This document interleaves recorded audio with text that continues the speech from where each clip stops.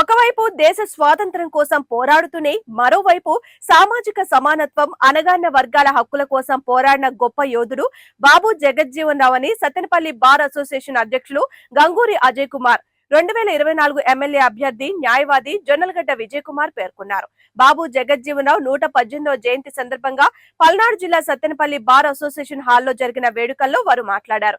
Parliament లో సుదీర్ఘంగా లోక్సభకు ప్రాతినిధ్యం వహించిన జగజ్జీవన్ రావు కార్మిక, వ్యవసాయ, రక్షణ, రైల్వే ఆయా మంత్రిత్వ శాఖల్లో అనేక సంస్కరణలు తీసుకురావడానికి కృషి చేశారని వారు కొనియాడారు. బాబు జగజ్జీవన్ రావు గారు ఒక పక్క దేశ స్వతంత్రం కోసం పోరాటం చేస్తూనే మరోపక్క సామాజిక సమానత్వం అలాగే బహుజన వర్గాల అభివృద్ధి కోసం పోరాటం చేసిన వ్యక్తి బాబు జగజ్జీవన్ రావు గారు.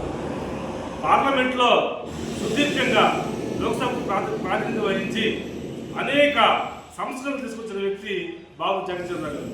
ప్రధానంగా కార్మిక శాఖ కానీ, వ్యవసాయ శాఖ కానీ, రక్షణ శాఖ కానీ, అలాగే రైల్వే శాఖ కానీ ఈ ఆయా శాఖల్లో అనేక సంస్కరణలు తీసుకొచ్చి ఎంతో మందికి ఉపాధి కల్పించడంతో పాటుగా దేశ అభివృద్ధికి దోహదం చేసిన వ్యక్తి బాబు జగజ్జీవన్ రావు గారు అనడంలో అత్యంత ఏమాత్రం లేదని చెప్పవచ్చు. ఈ సందర్భంగా ఆధునిక భారత నిర్మాతల్లో ఒకరైన బాబు జగజ్జీవన్ రావు గారు స్వేచ్ఛ, సమానత్వం, సౌభ్రాతృత్వం కోసం ప్రాతినిధ్యం వహిస్తేనే దేశ సమైక్యత వర్తిల్తుందని చెప్పిన జాతీయవాది యొక్క బాబు జగజ్జీవన్ రావు గారు.